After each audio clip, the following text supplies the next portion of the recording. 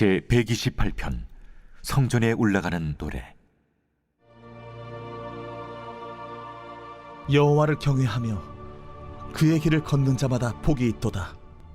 내가 내 손이 수고한 대로 먹을 것이라. 내가 복되고 형통하리로다. 내 집 안방에 있는 내 아내는 결실한 포도나무 같으며 내 식탁에 둘러앉은 자식들은 어린 감람나무 같으리로다. 여호와를 경외하는 자는 이같이 복을 얻으리로다.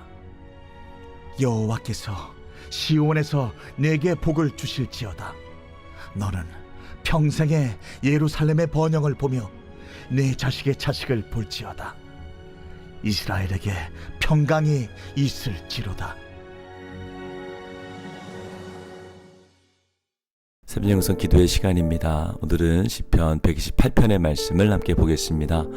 앞서 읽었던 시편 127편은 복되도라라는 말로 끝을 맺습니다. 이어지는 오늘의 본문인 128편 역시 복이 있도다라는 말씀으로 시작을 합니다. 마치 서로 연결된 시처럼 보이지만 127편은 솔로몬의 시이고 우리가 오늘 읽은 128편은 저자가 기록되지 않았습니다. 그러나 두 시편이 공동적으로 말하고 있는 중심 메시지는 분명합니다. 참된 복은 하나님으로부터 온다는 것이죠. 127편은 하나님이 세우지 않으시면 헛되다는 고백이고 128편은 하나님을 경외하는 자에게 복이 있다는 선언입니다. 오늘 우리는 이 시편의 말씀을 통해서 하나님이 약속하신 복된 삶이 무엇인지 함께 나누겠습니다. 2절 말씀은 여호와를 경외하며 그 길을 걷는 자마다 복이 있다라고 말씀을 합니다. 복은 조건 없이 주어지는 것이 아니라 하나님을 경외하고 그분의 길을 따라 사는 사람에게 주어지는 열매라는 것이죠. 2절에서 그 복의 모양을 분명하게 말씀을 합니다. 내 손이 수고한 대로 먹을 것이라. 내가 복되고 형통하리로다. 세상은 수고해도 결과가 내 뜻대로 되지 않을 때가 있습니다.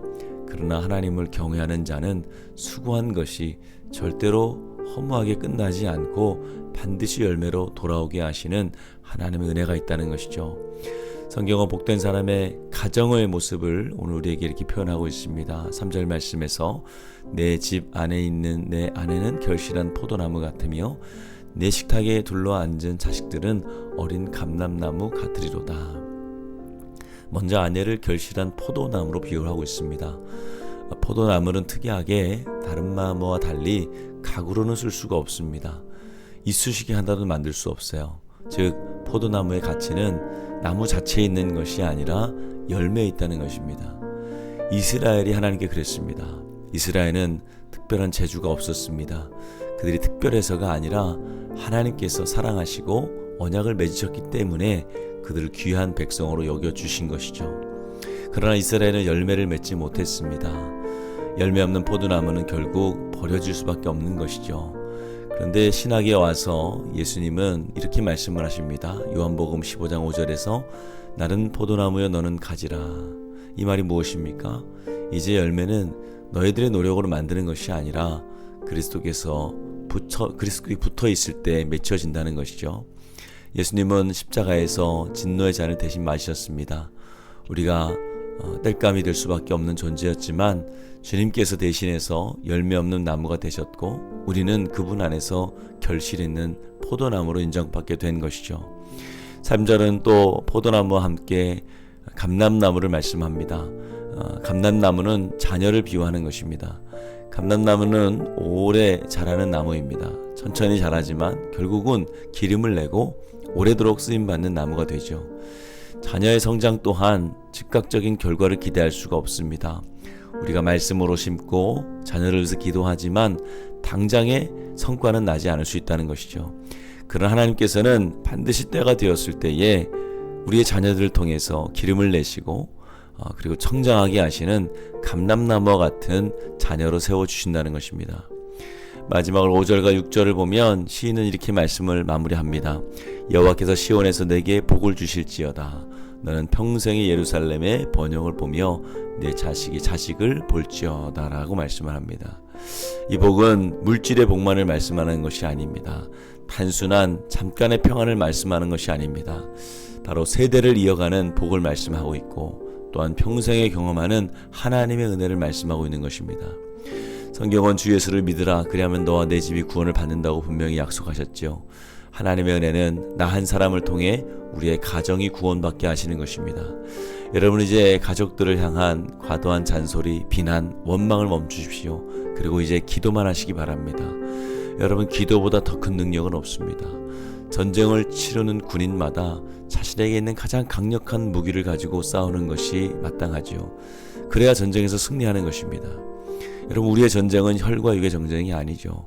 믿는 자들의 삶은 모든 것이 영적인 전쟁입니다. 그러니 육적인 노력을 내려놓고 이제 영적으로 기도하시기 바랍니다. 잠잠히 기도할 때에 하나님은 내 가정을 반드시 변화시켜 주시고 거룩하게 하시고 결국 구원해 주실 것입니다. 사랑하는 성도 여러분, 참된 복은 노력보다 하나님의 손에 붙들려 있는 것입니다. 하나님을 경외하면 삶의 수고가 헛된 것이 않게 됩니다. 그리스도께 붙어 있을 때 우리는 열매를 맺을 수 있습니다. 믿음으로 기다릴 때 자녀는 감람나무처럼 자라나게 되는 것이죠. 오늘 하루도 말씀에 서고 또 그리스도께 붙어 있어서 주의 복된 길을 걸어가시는 저와 여러분들 되시기를 주님의 이름으로 축원합니다. 오늘은 화요일입니다. 우리 교회를 위해서 기도해 주시기 바랍니다. 교회 부흥을 위해서 또 이 땅의 교회가 복음으로 돌아갈 수 있도록 선교사님들과 또 선교의 삶이 활짝 열리게 해달라고 기도해 주시기 바랍니다. 기도하겠습니다. 좋으신 하나님, 우리의 삶이 포도나무와 같은 감람나무와 같은 열매가 있고 또 자라나는 역사가 있게 하여 주시옵소서. 우리의 자녀들과 우리의 가정이 주 안에서 평안케 하여 주시옵소서. 담임 목사님 성령 충만 주시고 말씀 사역 가운데 기름 부어 주시옵소서. 다음 세대들 믿음의 자리 떠나지 않게 하여 주시옵소서. 박대준 선교사님과 사모님 건강 회복시켜 주시옵소서. 시험 본 친구들 주님께서 함께 하여 주셔서 마지막까지 길을 열어 주시옵소서. 또 각종 질병으로 고통받는 자들 기억하여 주시고 특별히 암투병 중에 있는 박오진 성도님, 권사님, 이영숙 권사님, 박재순 권사님, 김세현 권사님, 류은영 권사님, 오유미 집사님, 황요로 집사님, 김영도 집사님, 정상겸 집사님, 박서연 청년, 류경민 청년, 신정원 청년 주의 손을 안수하시고 나음을 얻게 하여 주시옵소서.